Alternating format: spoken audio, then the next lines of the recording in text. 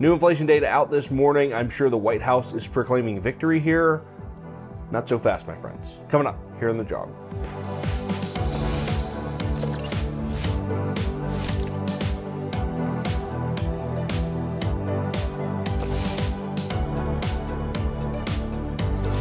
Hi folks, Alex Klingelhoeffer here with Exencial Wealth Advisors. It's 8:32 here in the middle part of the country on Thursday. It is January 12th, 2023. Here's your morning jog around the economic headlines of the world. I want to start off here in the U.S., where one of the biggest prints of the month is the CPI print, and we got a month-over-month reduction in inflation, down 0.1%. Year over year, we're looking at about 6.5% inflation, folks. Now, the White House is going to come out here later this morning and pronounce this as a victory against the mighty sin of not enough products for the same number of people. But let's look at the data. If you look inside the report, it's really fueled by gas prices being down quite a bit, which is an achievement of itself from the administration if you consider the fact that they only drained 1/3 of the entire U.S. Strategic Petroleum Reserve to do it, constantly keeping an upper limit on prices while Russia was fighting Ukraine and still is. On a go-forward basis, what does this mean?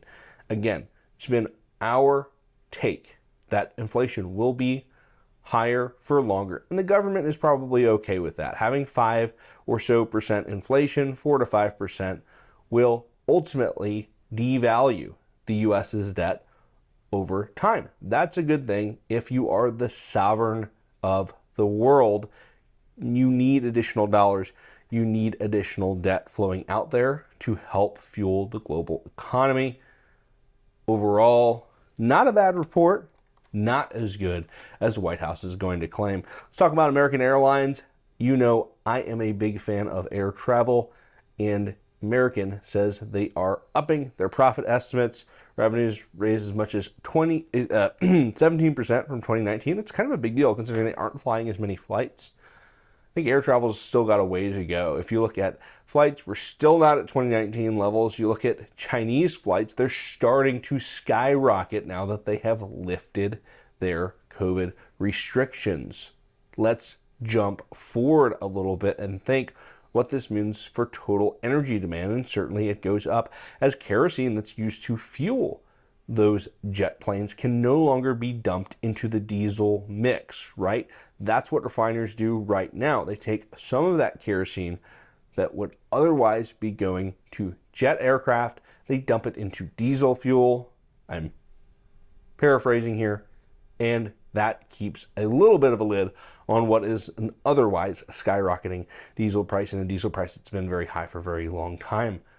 Let's just take a look and see if this incremental demand continues to be hot. I think it will be. It will probably overturn that big inflation number that we talked about off the top. Last but not least, talk about inflation. Let's talk about it structurally, right? It's not enough, folks, not enough goods for the demand that's out there. It's a supply-demand imbalance where demand vastly is outstripping supply.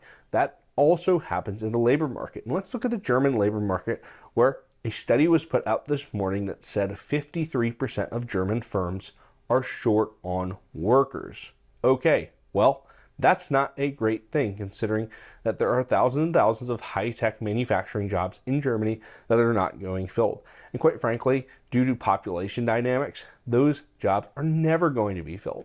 So this brings us to an investment theme of the next decade. If we know that by and large, there is going to be a population shortage, especially in high-tech and high-skill countries, what do? We look for firms that can navigate that environment successfully.